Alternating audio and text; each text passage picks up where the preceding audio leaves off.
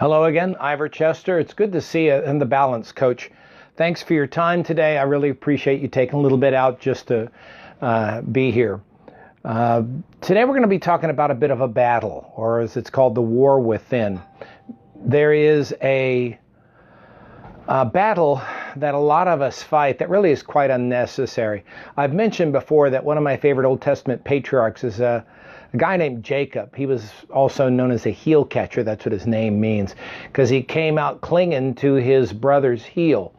When he did that, he kind of set the tenor for the rest of his life and what that was going to look like, continually arguing with him and trying to battle. And of course, he made it tough for himself. He made it tough for his brother. He made it tough for his family. He made it tough, of course, mainly for himself. But even his children had to pay a degree of price because of his behavior. Now, this worked out, but he jumped through a lot of needless hoops because of this battle. And there's a song by Leighton Howerton, who's a Christian songwriter. I think he's also a music minister somewhere up in Minnesota. Anyway, I love his music, and one of his songs is called Boxing God. I'll post it as soon as I'm done here.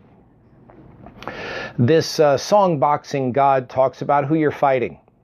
And he says, I'm sick and tired of my face in your glove and the taste of canvas as he continually falls, boxing God. Now, there's a lot of people that we fight in life. There are a lot of people that we unnecessarily battle. Some people we should, okay? But we should never fight ourselves.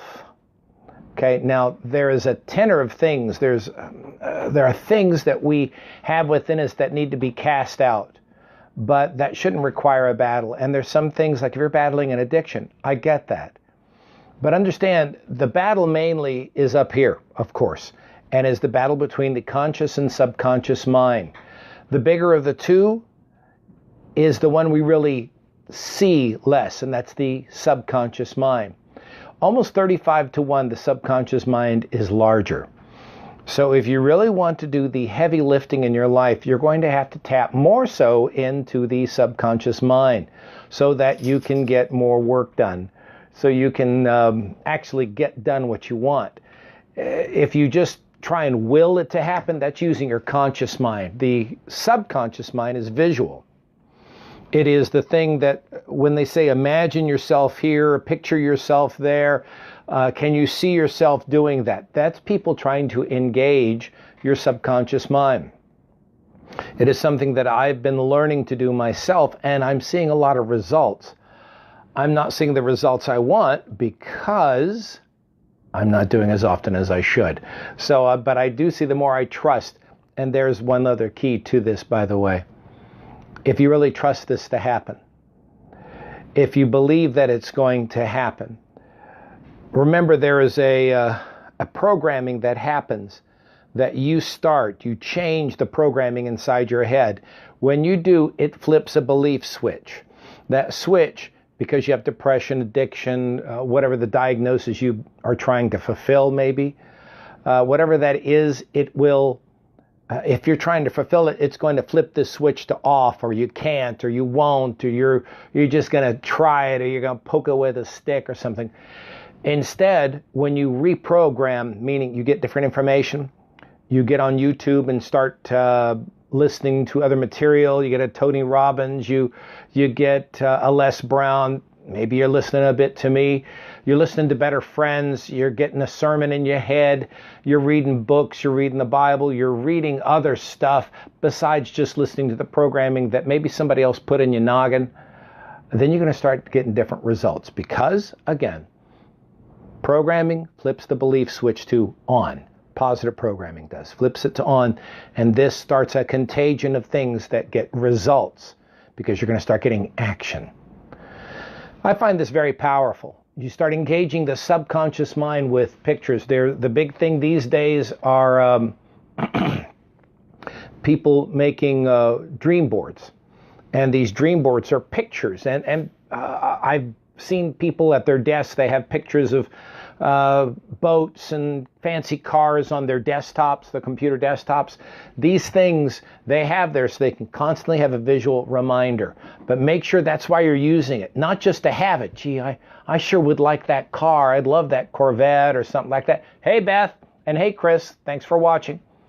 But know this, if you just post things around the house to say, well, I want this house, or I want this for my kids, or I want this vacation, that's nice.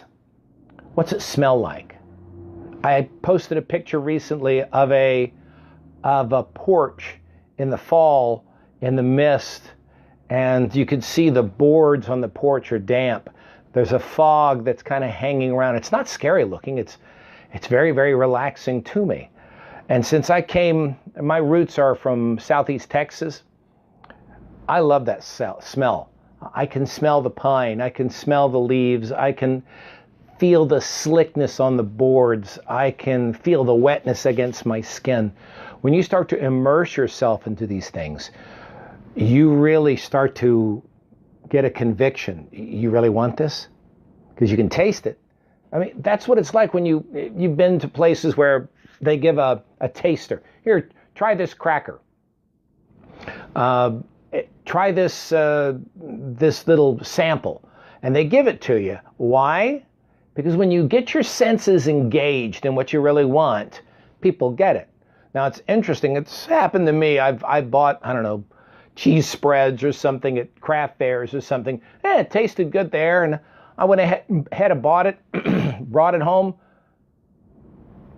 I didn't get that engaged with it. I didn't follow up. I ended up just leaving it out.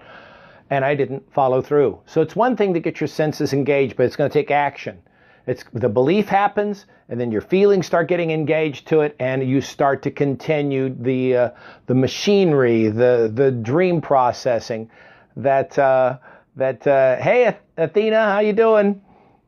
These motors begin. Understand, these motors are already running. But if you're not the one behind the wheel grabbing on and going, I want to go where I want to go, then you won't get where you want to get. You have to discipline yourself. One last thing. If you're not disciplining yourself, someone else will. And you'll work for them. And you'll get what they want. And you'll do what they say. And though I have no problem with working with people or working for people, I've done it a lot through my life. But it hasn't completely got me what I want, nor has it fulfilled what I believe I can do. And I believe that's true for a lot of us. So please, please, start filling your head with better things. It makes you ask better questions, to which you're going to get better answers. And then you're going to start getting better all the way around. Today is Wednesday. Tomorrow my Facebook Live will be at a different time, but we will be doing it. It'll be late in the afternoon. I really appreciate you tuning in. You can catch my blog posts on my webpage at ivorchester.com, as well as other videos that we're posting on YouTube on my channel there. Of course, I'm on Instagram and Twitter as well at ivorchester3. If you want to contact me, leave a note on these comments, as well as at my webpage and email. I appreciate everything y'all have done, and please keep in touch. We'll speak to you soon. I'm Ivor Chester. Goodbye.